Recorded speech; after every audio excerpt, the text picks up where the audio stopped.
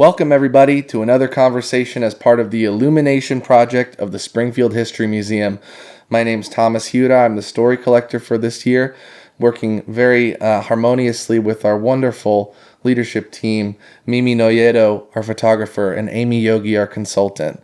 I'm really grateful to have the chance to sit down with somebody who has, I think it's safe to say, paved the way for Asian Americans here in this community and been a real leading light for a sense of community and family here. That's my understanding. Ada Lee, how are you today? Fine, thank you. Wonderful. Thank you so much for being here.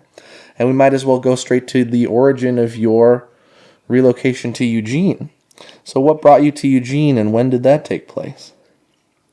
Well, I left Hong Kong when I graduated from high school in Hong Kong with a very good friend. Her name is Dorothy. Her parents is missionary in Hong Kong. And so we went to Canada in 1950. I think it's 1950. Wow. 49. Yes, we went in 1949, and so we went to the Bible college.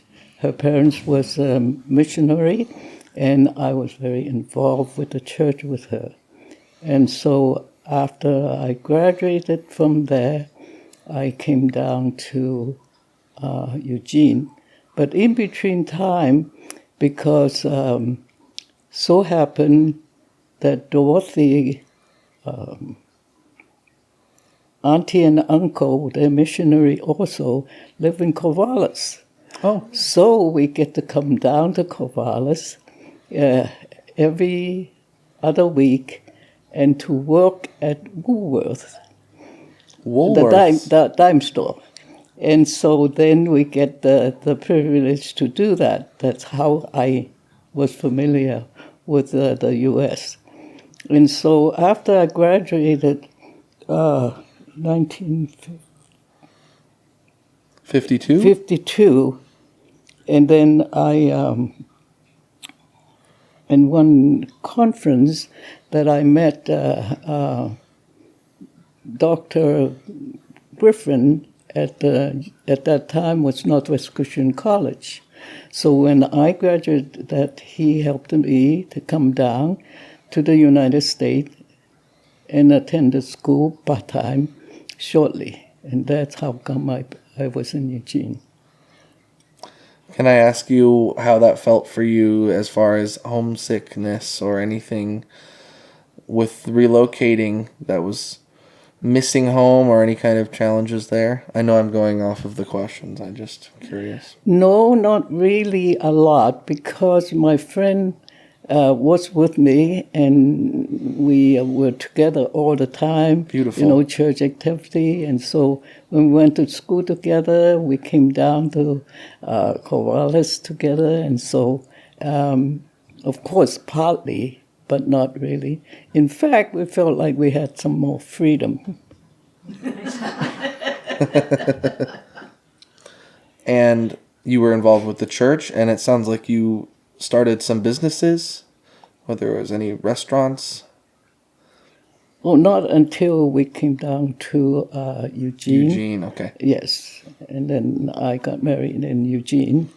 I met my husband from Corvallis, and he was at Corvallis University at that time. And so we started a restaurant in 6th Street, right across now, right where the Gordon Hotel is now. But they still have a little red building there. And used to be, there is a dance hall now. We have 1/3 of that place. And next to it was a parking lot, close to the post office. Wow. Yeah, it continues to be a vibrant part of Eugene, and my understanding is right in that area was a big part of the Asian American community. The current Japanese internment memorial, for example, is just a block over. Correct.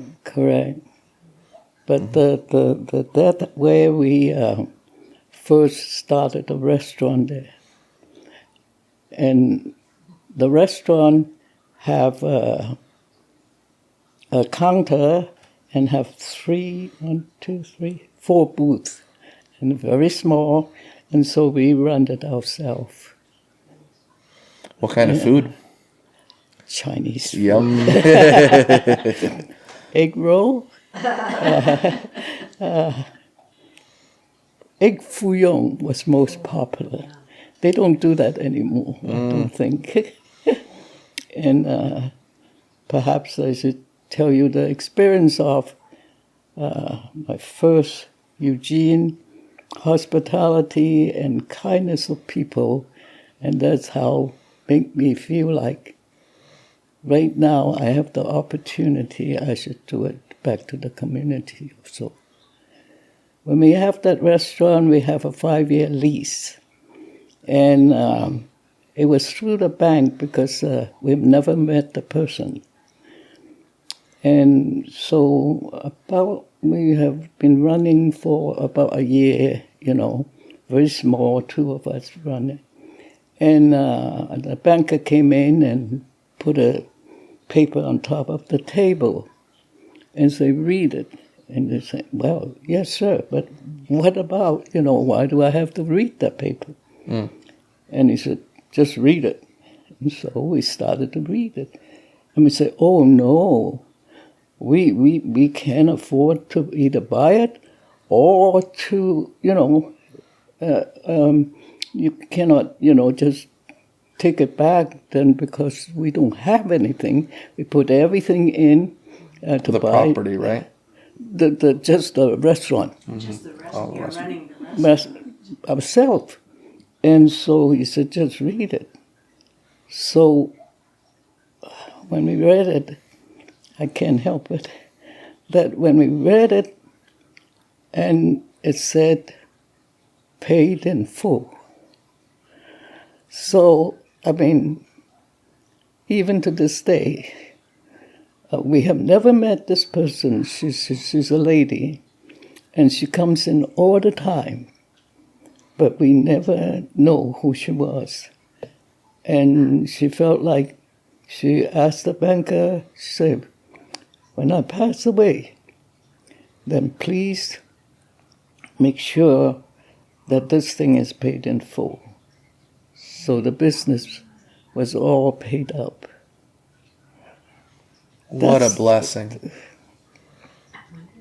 What an act of service. So I felt that, that someone that have done so much. And he said, he also said, he can see how you folks, treated people when they come in. And also that he said, don't forget, try and help others in the community. That word never left me. And I try my best. Can I have a Kleenex, please?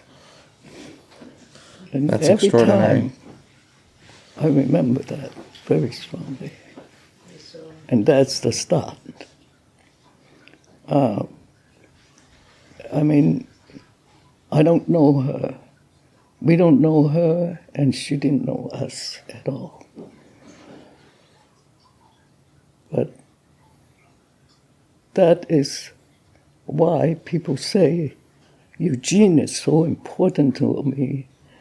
And I always tell the children also that what it meant is not just a town and just a city, you see. Because we didn't, thank you, we didn't know her. And I wish we can even just to meet her and say thank you. And for the generation to come is not just for us. And so I feel like for me, and for my family, whatever we want to do, that to also to help others. That she was just a stranger, and we really needed something because just the two of us, we have to participate of everything we ourselves because it's so small anyway, and we can't afford it. And that, how? And, you know, the word of encouragement that the banker said, that just, you know, that they felt like that you would do something. That's how come she left that for us. So I feel like that was a complete stranger. See, not that you related, you demand something about it. And so I feel like that's why when I do something for the community and everything is so sincere, because I felt that is necessary and that was good for everyone. So I hope that someday, Eugene, that people will change instead of, you know, fighting each other in the organization and trying to do this and that, because I think nothing could be more than that, you know. I know the Lord had blessed, the Lord had brought her, but that's the way we pray. And that's how I feel with the community. People say, oh, it's not real. Why are you doing this? Not real. Why are you doing that? See, for people. But it's real because what I have experienced. And then from being able to have that support for your restaurant, you went on to start businesses throughout Springfield and Eugene as well. Correct. So I'd love to hear about some of those. After China Palace on 6th Street, it's on 6th Street.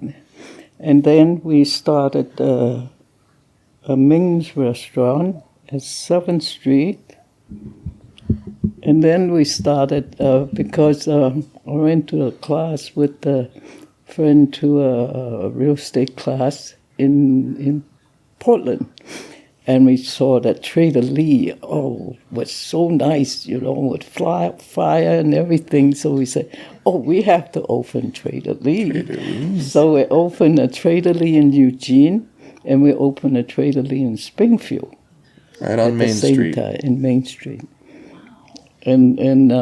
But I think what they call it, Trinidad, no. Great Wall was used to be Trader Lee.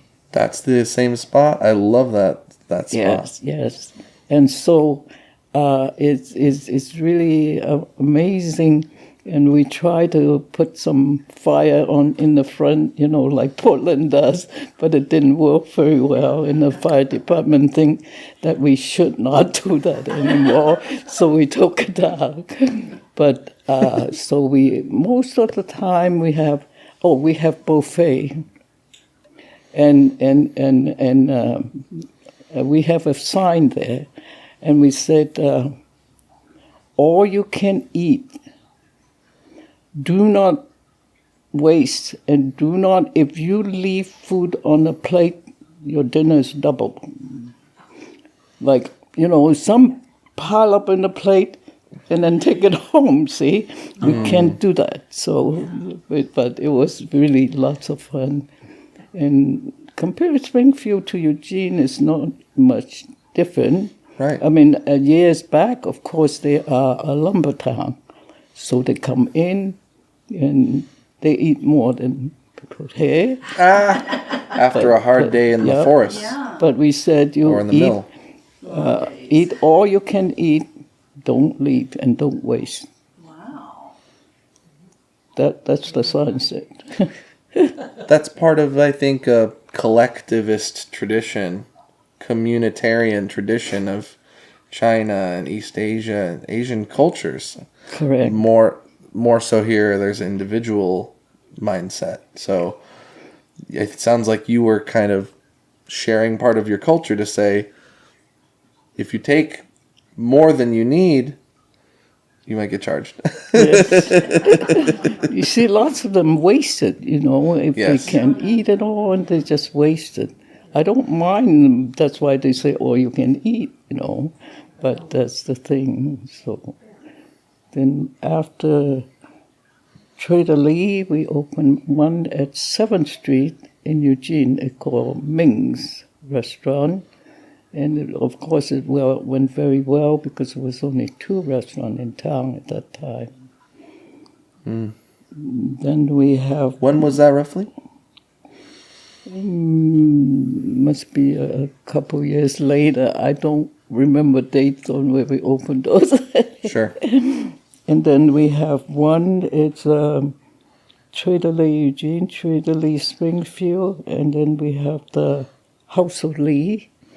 It's right now, it's still at the 11th Street, where the Spice and Steam is now. Gotcha. We had the House of Lee, and my Jean dad always have a booth in the back, and when the policeman comes in at night, they have free food and coffee, that they come in like, and because he think that that's a hard work and they're protecting the city and the country. Yes, they should have food and coffee warm. So they have a special space reserved for them, and in the House of Lee. And then we opened one in England Grill. It's at Tiffany Building, the Tiffany Building now at 7th Street. And it's really amazing. The front part is a coffee shop, and then the back part is a real dining hall. We have a chef, and we have roast beef and everything in the cart and onto your table. And downstairs was an oyster bar, and it's have a bar look like a boat, and have drinks and everything downstairs. That's the Tiffany Building. Wow. And then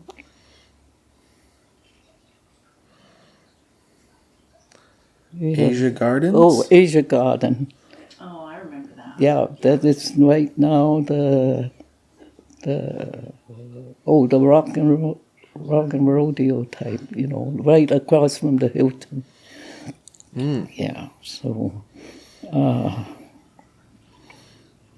and then of course I started a company, B&A, and then I did that. Went with a very good friend to Portland, and I took classes, and I became a realtor, and so the years that we'll have realty. That's it. I'm partially retired now. Yeah. You get to see the fruits of your labor continue. 92. One thing I know is that you started sponsoring people to come to the U.S. and helping with new restaurants. How many people did you help support bringing them to the U.S., and are some of them still in the community? I don't know. I think only one. Some of them left for, bigger city and so on. We sponsor some cooks and some the student, and some come in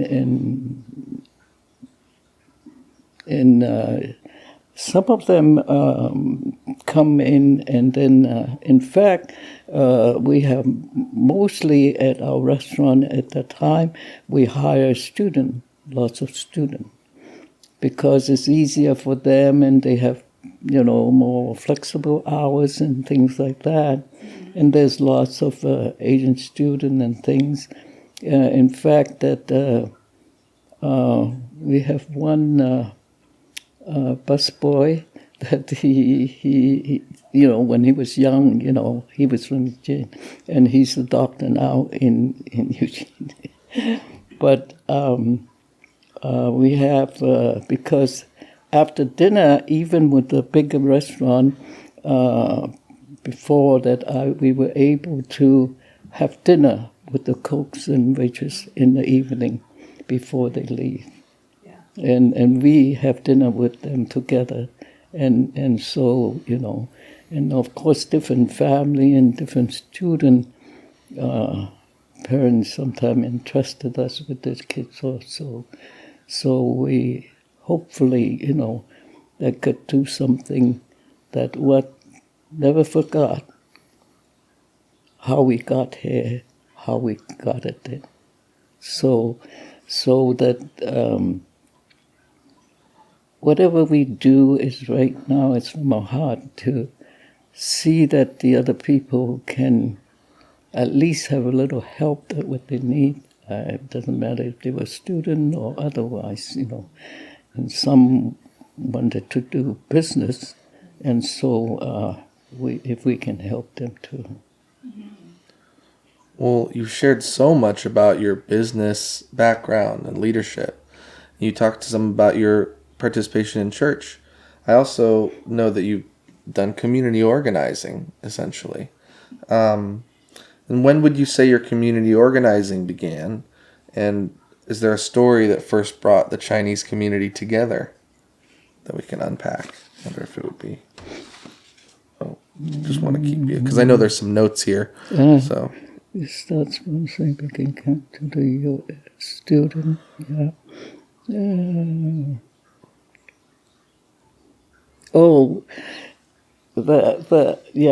Because very early, before organizing, for the whole community, and then of course we have sponsored different cooks, and we have quite a few Chinese restaurants there.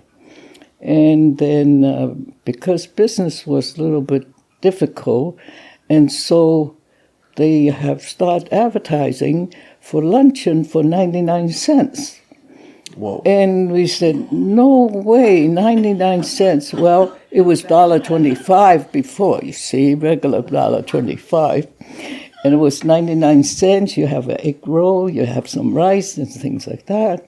And we said, no, everyone is fighting, And so we said, that won't work because we work so hard. We come in 4 o'clock in the morning and work till 12 or 1 o'clock at night. And then for 99 cents, we don't make it 5 cents on it, And so we said, no, we so get together.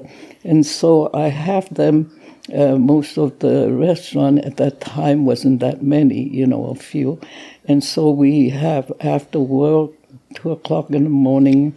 And so we all sat down and we say, look, if we all say $1.10, $1.25, people will have to pay because everyone is charging the same. You can't go to you and say 99 cents and come to me $1. And so they agree. And so they all did that for a while, until, of course, later on, then everything changed. But at that time, we thought that's how come we first brought them together. And then we had starting to have a group, and everyone had children and things like that. And so how we got together, and then so we thought that, perhaps we should start something with the community then. It was small, but it works.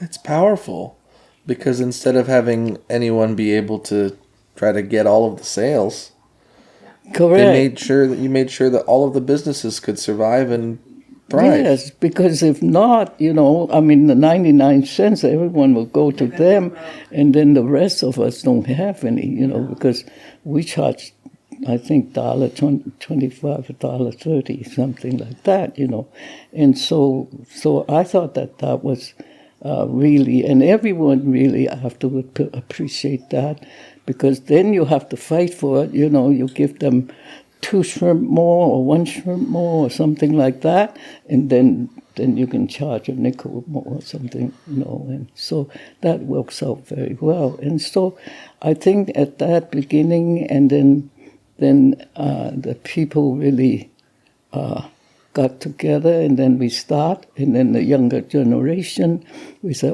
perhaps we should start something with them. And so that's how come. And then there was lots of like Ken Nagao and David Tayoma and you know all the yeah. Carrie Matsushita. Yeah, all these people, so we all got together. And then with Vern Ho, he was the one that actually started to say, oh, perhaps we should have a group meeting together. And the olden time is I think is a little different too.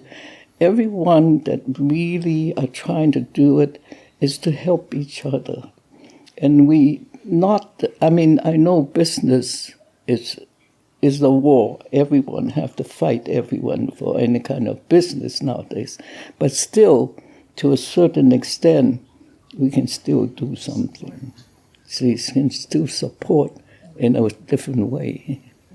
So that's how we feel that, you know, and then the group started. And then also how we actually started the celebration was another item. The Asian celebration? Right. Yes. It was the started is that the beginning, the city asked if I can arrange something to have some entertainment, to entertain a businessman coming in from China that wanted to buy the property where the Zoni was. You know, the Zoni to make this or something, they were coming in. And it was Chinese New Year. And so he said, how do I entertain him? You know, we don't know. Could you start something? And so I said, I don't know what. So we started to also, so we started to gather a few family and then have the children, 3 or 4 of them come dance. And Jean and, what's his name now? Huh? Dennis. And they were really young. And so we have a rickshaw, and then we have them to do the dancing, and a little dancing, and then a song and everything. And we bought the box lunch from Hilton Hotel, because we were just across from the Hilton Hotel then, see, the Ming's restaurant. And so we entertained him, and we got the red package and really Chinese New Year, make him feel like home, you know. But of course, we'll never dare to go back to Hilton because we left for everything with Chinese food. But anyway, so that's how actually this started. Yeah. And that's how the Asian Council started. Because of the city said, please, please. And then Sun Yan-Tran, she was here, and then she printed those, we had about 30, 40 people attend, you know, the Asian family with the children. And we did some singing and little song and gathering. And it made him feel like it's New Year, see? Yeah. And so that actually was the beginning of that part. And then the organization that we start growing to start the Asian Council, Asian Celebration. And that's why sometimes I feel like that, because the purpose of this is to bring the community, everyone together, so we can help each other, not to say this is a non-profit and it's for the good people that need help, that we can help. Young or old, it doesn't make any difference. Instead of fighting to say, oh, wow, you can't do this, you can't do that, we have to do that. And that's why it really, I feel really sad inside that, you know, when you see it now, it's so different. Hopefully that we can have it done differently. We can eventually change differently, to think differently, and we can really so-called help each other, see, to do that. Yeah, one thing I think I'm hearing also is the goal of the Asian celebration. It wasn't about making money for individuals, but supporting Asian businesses and culture. Correct. So we can help other business too, that the business can, the people can, in fact, donate back and help others, you see. And right now that it just, I'm just at times very heartbroken when I look at it. The purpose is different. And we have to change it, to do it. How? I think we can if everyone just think different, that to get the people together. And that's why we're trying to establish what is it called? That center? Community. A community center now. For the community center, we hope to have the elderly. There's lots of retired elderly, and they're still very capable. We have readers, we have cooks, we have different people here that could volunteer their time, and so that the young people after school, I like to go into the culinary industry. Fine. After school, we have a class there, free of charge. The elderly people are going to teach you, and you can come and learn the industry, or they have people would donate their time as electrician or whatever, and so that the young people can be connected, and yet to come to learn something from the old people, like. Our things are gone, you see, like what we have.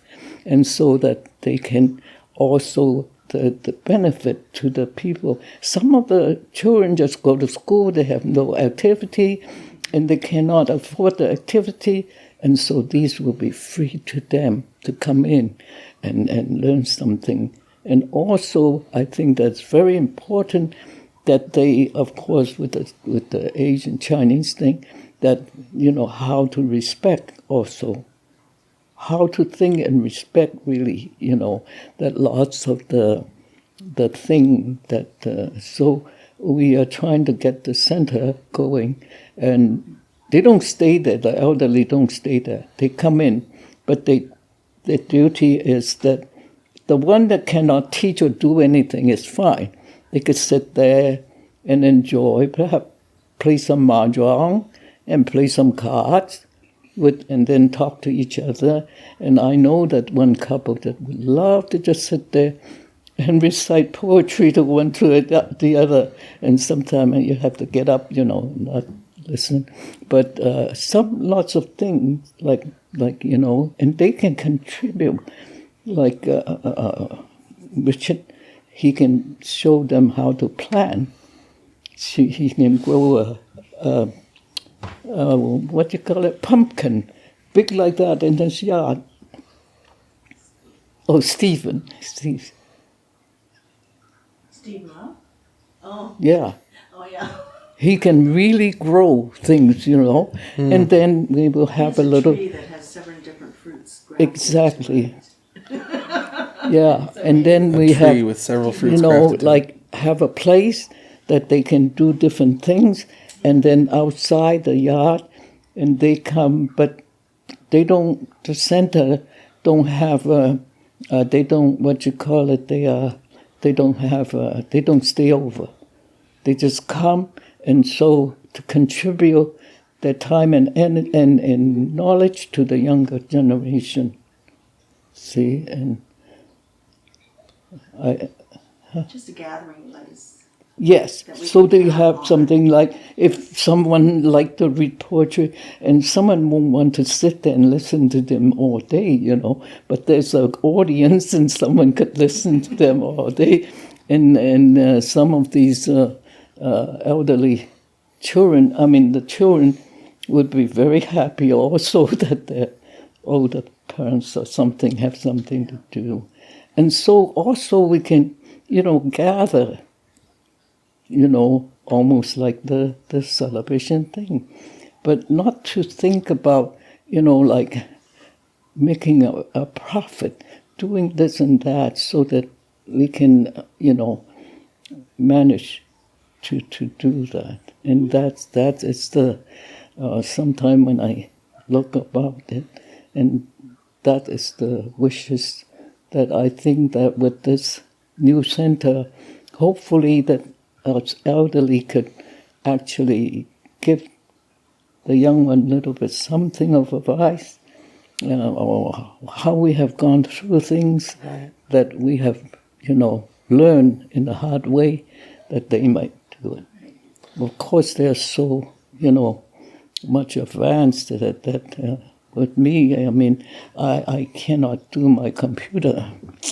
I must tell you one thing is funny, that one group of us, lots of them, went to LCC and take a class, and take the computer class. And the teacher say, good, everyone have their computer in front? Yes. Turn it on. How do you turn it on? Yeah. Sure. He said, oh, where's the button? In the front or in the back? Now, to even the child, know how to do it. But we don't. Right. I've never seen it. And so it's so confusing. She's so confused. Every time I ask her, where's that thing? They don't label them Oh, anymore either. so- They hardly ever label a power button on a So phone. that's why I think that a center like that we will feel like, we can contribute also. And then the knowledge that we have, whatever we have, I think will be good for the younger generation. Yes. And know that that's how people can get together. It doesn't matter who you are, that you can get together. It's because that you're willing to do that. Young or old, it doesn't, like that. So that the generation after generation, that the younger one can actually learn something. Mm-hmm. You see, and like, well, of course, there's lots of things I can't turn on a computer anyway. So, but that's okay.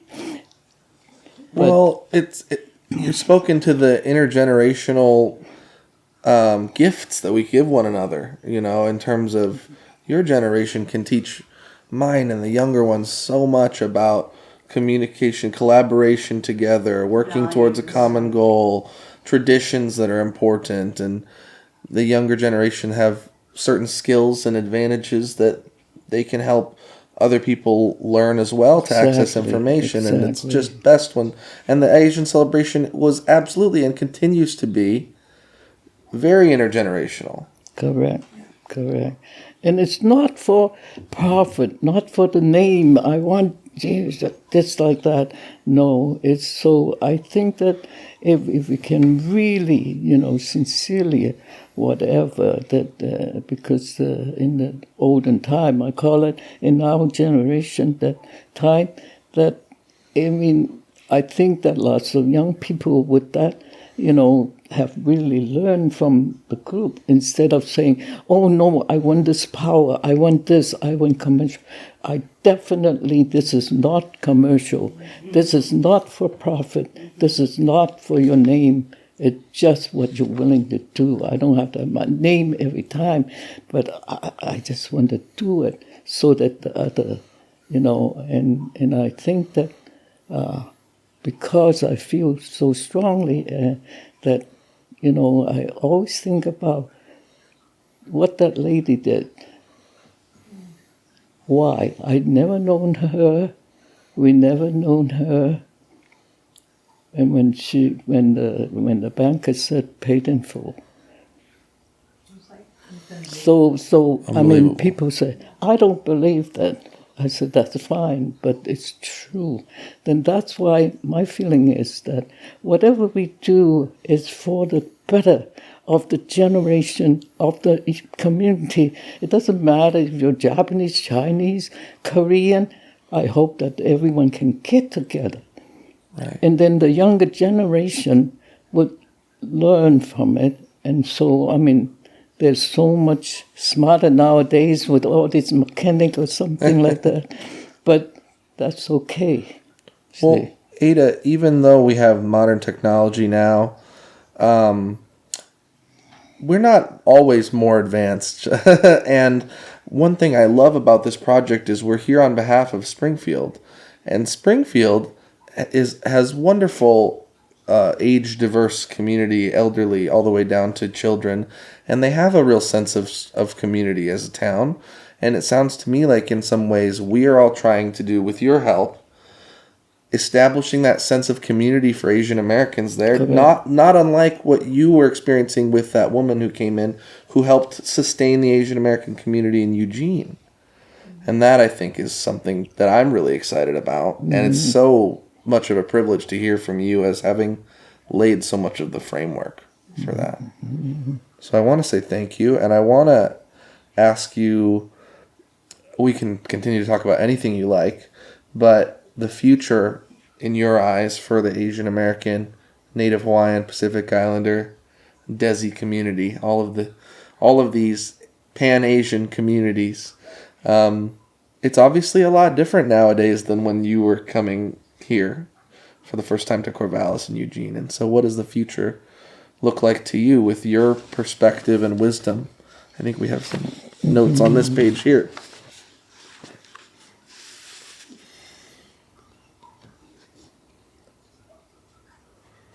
Yeah. Can you read? Yeah, it says, coming from a time of building to now a time of supporting, sharing, and nurturing. The future is bright, and there's some important reasons we need to support one another more than ever nowadays. I agree with that. Feeling ready for communities to come together and have a place to gather, share, and learn from one another. Like actual spaces, I think, is... We mentioned a community center. Right. Generations can learn from one another and teach skills to one another. We've definitely talked about that. With the many talents and skills of the community, cultural traditions and new ideas can be shared. And there's so much here. But getting your perspective on, Community can support each other. See, focus on giving one another the purpose. And not to say, oh wow, we can make money on this, make money on that. This is different. Everyone have to do that. But this part is part of you. Part of like me is different part of you. See, and then when they have knowledge, I know that even now lots of young people are still not under privilege of food, not under privilege of game, but under privilege of knowing and really what living is and what life should be, I think. Then that is more important. Once they have that in their heart, they don't think about, wow, if I can jump to that, then I'll be the president, or I can be whatever. And so instead of that, oh, how about the other? I'm so fortunate, how about the other? And so then, I think then that will make the community strong. That will make your family strong. Without that, you just can't. So, that because lots of the elderly and everyone are willing to share. See, and so that's why we're trying to get the place, having a place. Everyone is welcome, and it feels. The family through sharing of culture, language, and food together. Don't say it doesn't matter, Chinese, Japanese, Korean, whatever. We are just together, so that the other generation that understand each other, and I think will make a different city, different country, and share. Of course, there's always, fighting a little bit, that's no harm. Your family do that all the time. Yeah. Yes. And but right now, here we go again. that's right. I'm talking to Sister City, Kakagawa, and they're always off on their own, and everybody's That's right. happy and everything. And now we're worried about armament and nuclear war and dangerous waters, and it's like, okay, you know what? We got to get together again. We got That's to right. share. Right. So Share. So We got to that- send the Eugene Gakuen graduating class to Japan. Reestablish all those relationships because it sustained us in the past, and this is what works Yes. for future generations. Correct. So I think that if a city that we felt like it worked so well, and then until then we had the Asian celebration and things like that, and not to think about the name. I go out, I say, I'm the president of this and that and that. It looks In like the my public. batteries right now. Oh no. Do you have double A's? Thank you so much. And I think we've come to realize that nothing is static, nothing stays. So everything changes, and we just, our community now, with all of us, we're resilient. That's it. We've been through this before. We can do it again. Exactly. We know how to do it because you and Okay. Ken and David Toyama and Tony Lum and Carrie have shown us how to care for this community, how to become that collective community, and that value is something. I mean, Well, I want to apologize to any listeners who were interrupted by the batteries dying. We got them replaced. I don't think we missed too much, but one thing that I really admire, Ada, I look at sometimes politics and marketing, and there's a term called message discipline. Any question I'm asking you, you seem to bring it back to the community, to people being willing to put the people over their own money-making interests, and that's really the message that people are getting from you. And I want to thank you because my mom was able to find sense of comfort coming from Japan in the 90s from working in a restaurant, Sakura on 13th.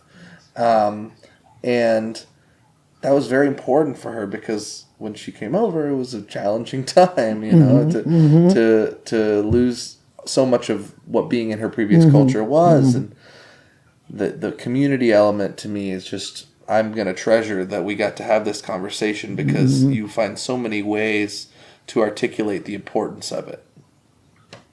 Thank you. I think that we can, if we all get together, instead of thinking. Sometime when I think about the Asian celebration, my heart just really hurt, that everyone's fighting just for the name. When they go out and say, I'm the president of this and that and so on like that. And it just really, really bothers me because the purpose is not there. It's not for commercial. That's why I fight it when they say, this and that. And there's lots of them. And these young people and our older generation are willing to contribute whatever we have, whatever our passes, that they know the value of how it's, and it's so important that we help each other instead of saying, no, you can't do this, you can't do that. And the thing is, when you start doing that, how about the younger generation watching you? Then they will say, they will be worse because they are smarter now, all electronic. But I don't care how smart you are on those things, but it's how you really live your life and really think. And I think that's the only way is to, like always say, people say, you are my family. Is it true? I mean, sure, family fight too, but then they are still related in it. So if we were to that's why we want that center started. We're going to have fundraising pretty soon to start the center. Then it's not, they don't come in and stay. They just come in And when younger generation, whatever profession they have, they can teach, and we will have a kitchen. Then they said, I like to go open a restaurant. I like to, do something. Lots of young people like to be a bakery or whatever. Then we have some retired people come in, and they could teach them. They could help them out and things like that, see. And I think that we already apply for that, and hopefully that we can start fundraising and get some, and then so it will benefit. It's not for profit. There's no profit. Everyone have to work hard for it, and so that they will have something like that. That will be my hope and dream. We sure appreciate you taking the time, and I think that your message will be heard loud and clear, Ada. Thank you. So, Thank you. I want to say thank you. Okay. Thank you to everybody involved with this wonderful project. We've now concluded all 6 of our interviews, 6.5, with Helen, Ricky Poon, Hai Nguyen, Amy Yogi, Jody Willis, Melissa Carino, Helen Liu, a partial interview with Amy, and a wonderful time to get to talk with you, Ada Lee. So thank you so much. Thank you to the community of Springfield, and we wish you all a good day. Thank you.